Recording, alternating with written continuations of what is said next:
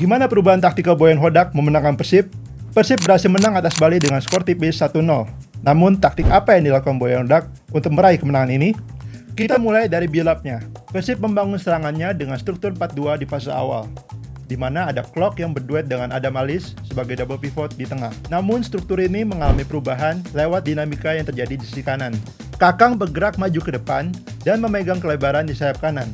Lalu, Klok drop ke fullback kanan. Ditambah dengan Tom Hai yang dapat turun ke tengah sebagai pivot tunggal, struktur menyerang Persib berubah menjadi 4-1-5 atau 2-3-5. Dengan struktur ini, Persib dapat mengoverload lini depan Bali, sekaligus mengimbangi jumlah pemain di backline-nya Bali.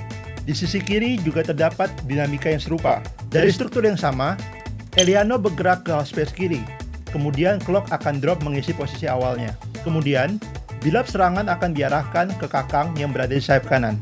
Brandon Wilson yang bukan back kiri natural, jadi salah satu alasan Persib untuk mengincar area ini, sehingga mereka beberapa kali mencoba memanfaatkan kelemahan ini. Namun, struktur Bali yang begitu rapat tidak mudah ditembus dengan cara ini. Struktur 4-5-1 dari Bali United bisa dengan mudah mengoffload Kakang yang seringkali sendirian di sayap. Saat Kakang naik, William lebih sering berada di tengah dan membentuk double striker dengan Ramon di dalam kotak penalti Bali. Kakang yang seringkali sendirian di sayap, memaksanya harus melepaskan crossing lebih awal untuk menghindari dirinya terbojok di sayap. Hal ini pun terjadi saat William bermain di sayap kanan. Dirinya sering diapit oleh Wilson dan Hopel, sehingga cukup menyulitkan aliran serangan Persib menuju area ini.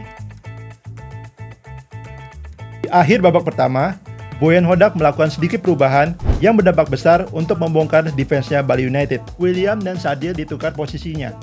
Sadil menempati sayap kanan, sementara William tetap berduet dengan Ramon sebagai double striker di tengah. Sehingga Persib dapat menggunakan eksplosivitas dari Sadil untuk mengeksploitasi kelemahan Bali di sisi kirinya. Perubahan ini menjadi cikal bakal dari gol Persib yang terjadi di babak kedua. Pasca kartu merah Bali, Boyan Hodak memasukkan Marsilio, Putros, Beckham, dan Andrew Yung yang mengubah komposisi pemain dalam skema serangan Persib. Marsilio ditempatkan di sayap kiri, Putros menempati half space kanan, Beckham di sayap kanan, dan Yung berduet dengan William di tengah kotak penalti. Struktur ini memaksa Bali untuk cover man-to-man di area sepertiga akhir mereka. Dalam proses gol Andrew Yung, underlap dari Putros menarik Brown ke half space kanan. Aksi ini menghindari Beckham di overload di sayap, sehingga ia dapat one-on-one melawan Hopel. Seperti yang dilakukan Sadil sebelumnya, eksplosivitas dari seorang winger di sisi ini efektif untuk membongkar low block Bali United. Selanjutnya, kehadiran William di tengah mengikat dua back Bali. Daya tariknya mengakibatkan Kadek Agung terjebak dalam situasi 1-2 menghadapi Marsilio dan Yung di ruang tiang kedua. Sehingga terjadilah gol yang memenangkan Persib di laga ini. Gimana menurut kalian? Apalagi yang dapat kita pelajari di laga ini? Tulis pendapat kalian di kolom komentar di bawah.